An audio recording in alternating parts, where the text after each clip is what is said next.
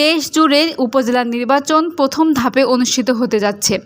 তারই ধারাবাহিকতায় জনগণের বন্ধু হিসেবে ইয়াং জেনারেশনের আস্থাভাজন মানুষ বিভিন্ন সামাজিক ও ধর্মীয় অনুষ্ঠানসহ মানুষের পাশে থেকে কাজ করে যাচ্ছেন সেই মানুষ সাগর হোসেন সোহাগ এবার নির্বাচনে মনোনয়ন জমা দিয়েছেন ঝিনাইদহ সদর উপজেলা থেকে ভাইস চেয়ারম্যান পদে।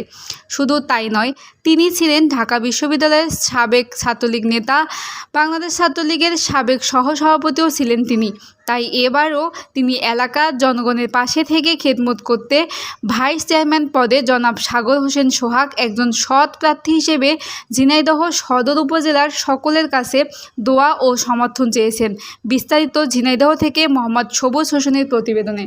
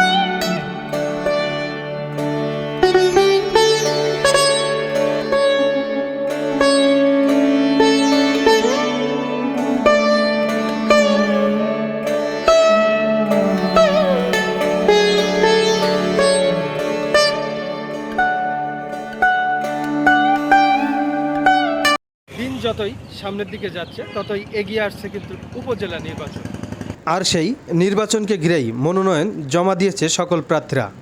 অপেক্ষায় প্রতীক বরাদ্দের শুরু হবে প্রচারণা, এমন আশা ভাইস চেয়ারম্যান পদপ্রার্থী সাগর হোসেন সোহাগের। মোহাম্মদ সৌরভ হোসেন সবুজ, এসকে টিভি, ঝিনাইদহ। এই ছিল এখনকার মতো। পরবর্তী সংবাদ দেখার আমন্ত্রণ রইল। এছাড়াও এসকে টিভি নিউজ দেখতে ভিজিট করুন www.sktvbd.com ওয়েবসাইটে ও facebook.com sknews এ। সাবস্ক্রাইব করুন youtube.com sktvতে। এতক্ষণ সাথে ছিলাম আমি শারমিন মনি। ধন্যবাদ।